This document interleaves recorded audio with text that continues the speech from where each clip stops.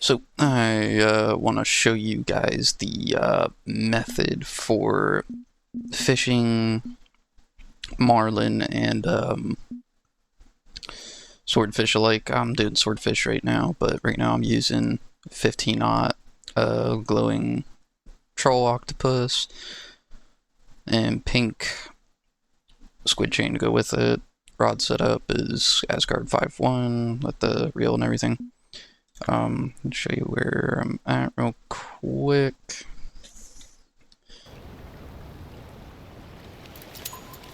You can see we're in a bit of a prime time right now. I'm fishing with my buddy real quick. Kind of being like this area to this area. And like just barely in this black region. You can see I've caught some rather nice fish through here. There's 3 different uniques I've pulled out of here. And this is just swordfish. So here's the method, just because he's, I always just mess around and find what's easier and stuff, so honestly, in my humble opinion, I just throw it down, let it drop to like 300-400, and then, yeah. Sometimes I'll take while it goes down, and I'll show you how to, like, 70% of the time get a hook set when they take it, when it's just falling. If one takes it.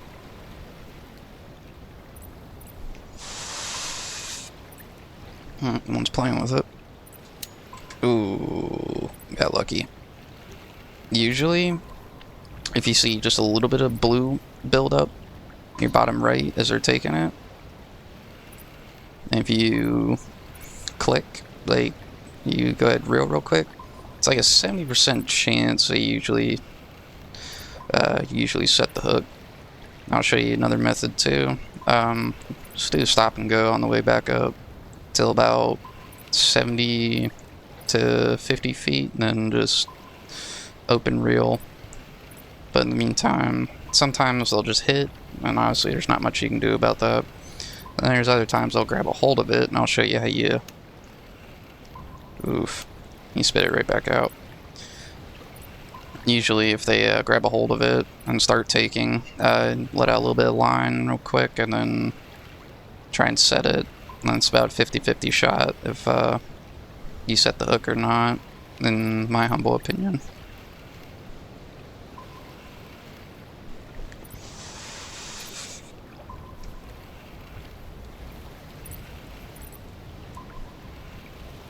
It's like I've been sitting here because I pulled my new PB out of here. I didn't mark it, but pulled my new PB out of this spot right here, so I've been fishing it a bit.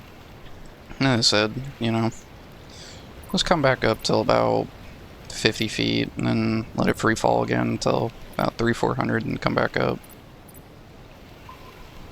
See how quickly we can get one hooked on here.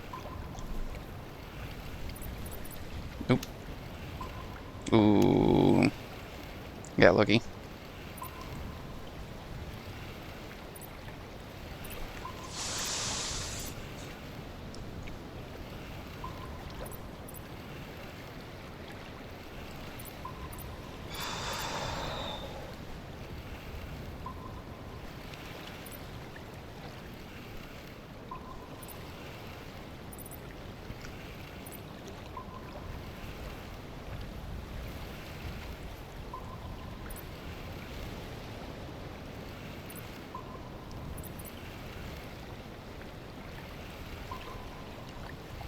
Yep. I'm just gonna open the reel, let it fall back down to about, about 350 maybe, unless something takes it between now and then. See if we can't hook it on the way down.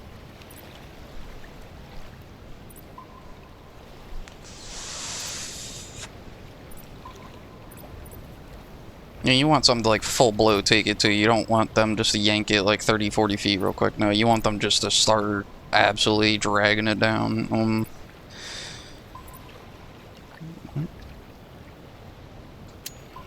Yep, right there.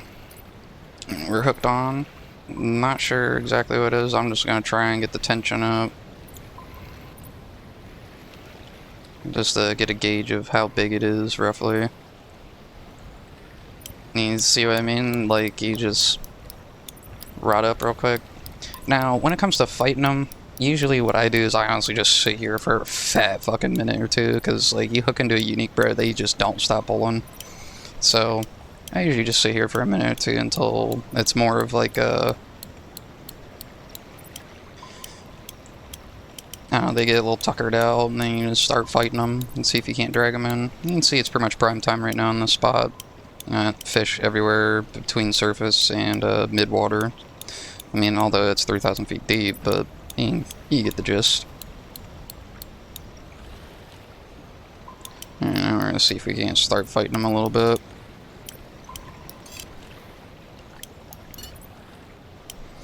And like one pro tip too is don't always fight them from just one angle. It's like if one angle don't work out, try a different one. You can see that worked out a little bit. I was able to yoink him back. He's coming back a little bit. You sit there and try and fight him from purely one angle, dude. I mean, you're gonna be having a tough time probably most of the fight. Even with a smaller one. I'm gonna guess with the ones I've been pulling lately, this might be a trophy. Might be. Or this could be a 200-300 pounder. It just pulls pretty hard. You can see it's not always that your just vertical pulls work out. You can see this isn't like working out too hard, too good for me, so let's try different angles. Just try and keep fighting them.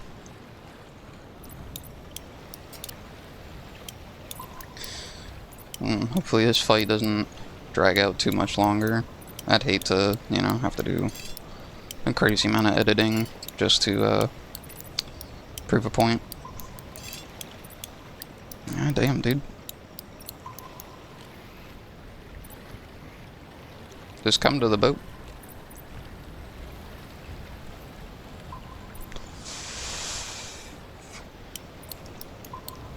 You'll notice too, like sometimes with these Swordfish and Marlin, they'll just, you gotta take advantage of when they just absolutely come straight to you. You can see he's pretty much just coming straight to me. I'm not even really fighting him, he's just coming to me. Now this is like where a little bit of vertical pulling will come in handy since he's pretty much directly under the boat.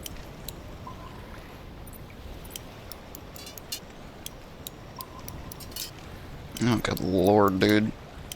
I'm guessing this is at least trophy size, but I'll probably jinx myself on a 300 pounder, dude. I've had 300 pounders literally fight like a unique, and then like they'll take me from 100 feet down to like 600, and even on this rod, dude, and it's just like I pull them in eventually, and it's just a 300 pound fucking swordfish, and it's like, wow, alright. Well, we'll see what we got here.